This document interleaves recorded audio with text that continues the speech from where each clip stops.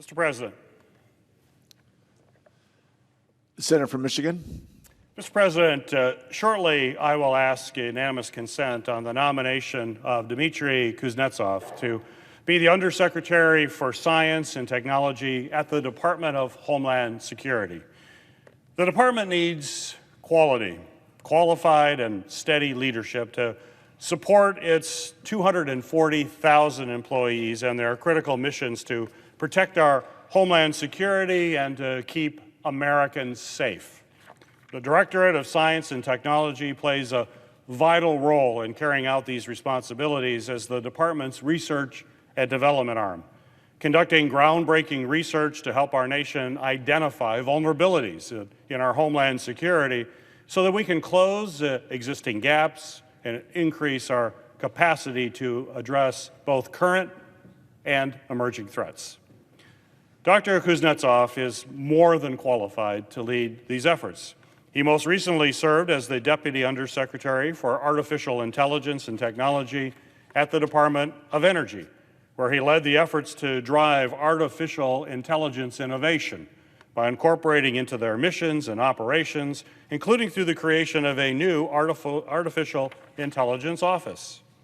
After more than a decade on the Yale faculty as a professor of theoretical physics, Dr. Kuznetsov left academia to pursue public service at the Department of Energy and became a member of the Senior Executive Service.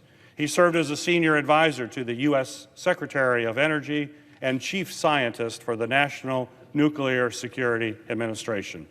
Throughout the confirmation process, Dr. Kuznetsov has demonstrated he possesses the technical and specialized expertise to serve in this role, and I urge my colleagues to confirm Dr. Kuznetsov.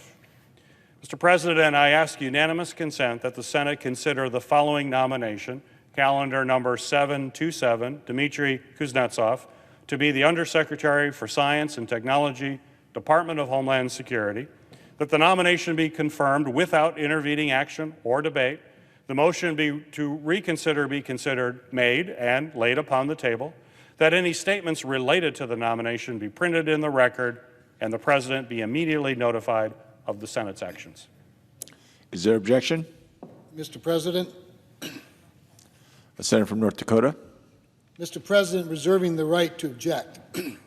This nominee has been failed by the bureaucracy that he attempts to join. For months, I've been working with the State Department and the Department of Homeland Security, USCIS specifically, to rectify an egregious immigration case.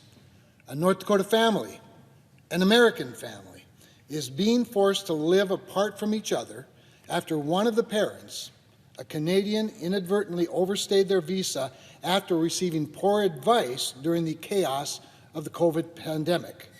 This forced separation has been ongoing since last year.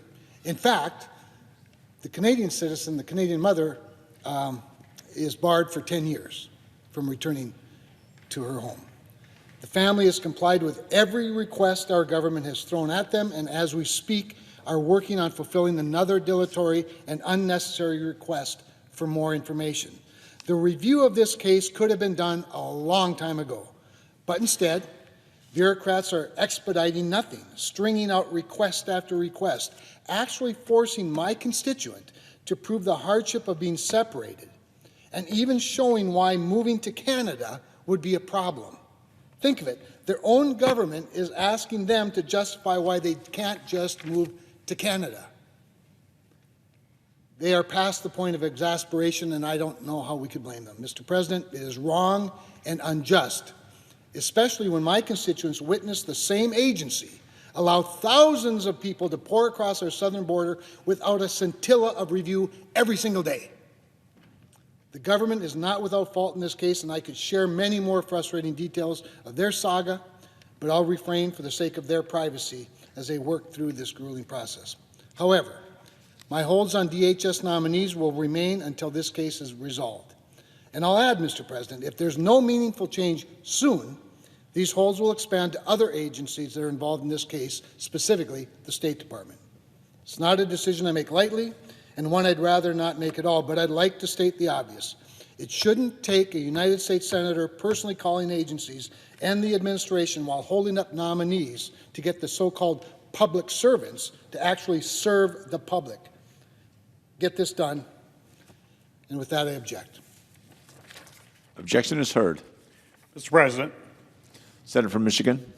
Mr. President, I renew my above request, except that I ask unanimous consent that the vote occur at a time to be determined by the majority leader in consultation with the Republican leader, that there'll be 10 minutes for debate equally divided in the usual form on the nomination, that upon the use or yielding back of time, the Senate vote without intervening action or debate on the nomination, and the Senate resume legislative session.